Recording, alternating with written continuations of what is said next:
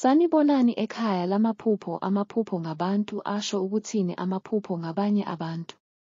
Lokhu kuhlanganisa izithulu, izilima, abangane, omakhelwane, abantu abakhulile, abantu ababi, abafelokazi nabantu abasha.